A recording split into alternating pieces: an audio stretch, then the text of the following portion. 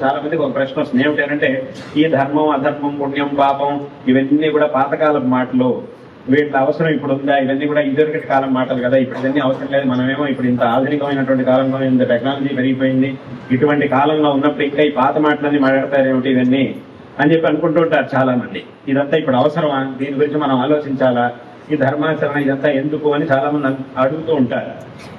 కానీ వాళ్ళందరూ కూడా తెలుసుకోవాల్సినటువంటి విషయం ఏమిటంటే, ఇక్కడ ఈ ప్రపంచంలో చాలా సౌకర్యాలు పెరిగినాయి, ఆధునికత చాలా వచ్చింది అనేటటువంటి విషయంలో ఏమాత్రం సందేహం లేదు. దీని అందరూ కూడా ఒప్పుకోవాల్సిందే, ఎవరైనా సరే ఒప్పుకోవాల్సిందే.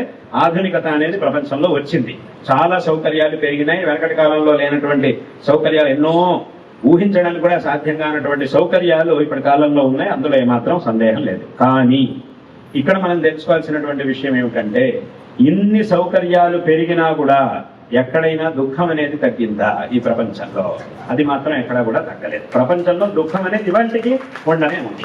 అన్ని సౌకర్యాల మధ్య జీవిస్తున్నటువంటి వాళ్ళు కూడా దుఃఖాన్ని అనుభవిస్తూనే ఉన్నారు.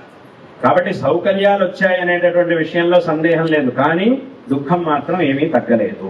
అలాగే సుఖం కూడా ఉండనే ఉంది, దుఃఖము ఉంది సుఖము ఉంది. అంటే ఏమిటి, ఒక కాలంలో ఈ ఏ విధమైనటువంటి సౌకర్యాలు లేని కాలంలో కూడా చాలా సుఖంగా ఉన్నవాళ్ళు ఎంతో మంది ఉన్నారు. ఇప్పుడు ఇన్ని సౌకర్యాలు వచ్చాక కూడా ఎంతో దుఃఖాన్ని అనుభవిస్తున్నటువంటి వాళ్ళు ఉండనే ఉన్నారు.